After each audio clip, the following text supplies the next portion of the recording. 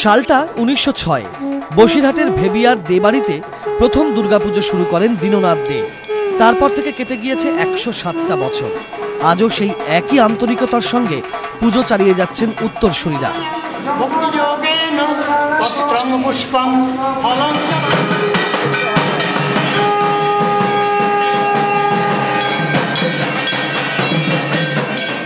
দে পরিবারের সদস্যদের আন্তরিকতাই পুজোর প্রধান বৈশিষ্ট্য। বেশিরভাগই এখন কর্মসূত্রে বাইরে, কিন্তু পুজোর কটা দিন সবাই এক জায়গায়। রথযাত্রার দিন শুরু হয় প্রতিমার কাঠামো তৈরির কাজ। মহালয়ার পরের দিন বাড়ির চণ্ডী মণ্ডপে মঙ্গল ঘট স্থাপন করে হয় দেবীর আবাহন। দাদু এবং ঠাকুরদাদের আমলে যেভাবে পুজোটা পরিচালনা করতেন সেটা মোটামুটি স্মৃতিতে থাকাতে তারপরে বাবারাও পরিচালনা করেছেন, কাকা জ্যাঠাদের দেখেছি পরিচালনা করতে। এখন তারপর থেকে আমি পরিচালনা বাবা ঠাকুরদাদের বা সমস্ত এদের দেখে সেই অনুযায়ী পরপর সেইভাবে আমরা পরিচালনা আমি করছি বা আমার দাদা বা এরা সহযোগিতা করছেন। শুরুর দিনগুলির মতোই আয়োজন আর জাঁকজমকে ভাটা পড়েনি একটুও। 107 বছর ধরে আজ আমাদের দে পরিবারের পুজো চলছে।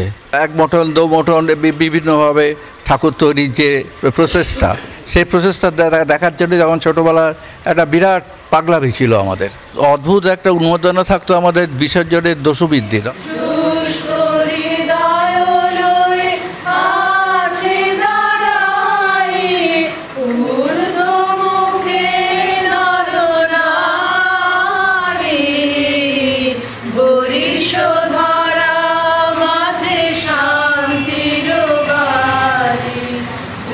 পুজোর কটা দিন হুল্লোড়, আড্ডা আর দেদার মজা।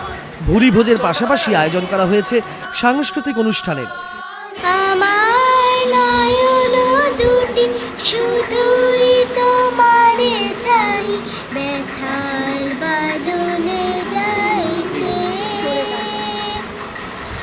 আকাশ প্রদীপ জলে দূরের তারার বানিয়েছে।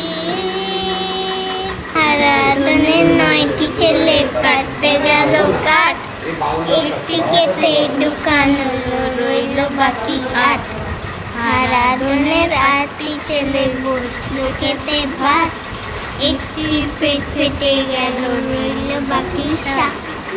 আরাধনের 7টি ছেলে গেল জলাশয়, একটি সেটা ডুবে মরল রইল বাকি 6। দে পরিবারের মাতৃ আরাধনায় সামিল গোটা গ্রাম। আব্দুল ওয়াহাব, এবিপি আনন্দ, উত্তর 24 পরগনা।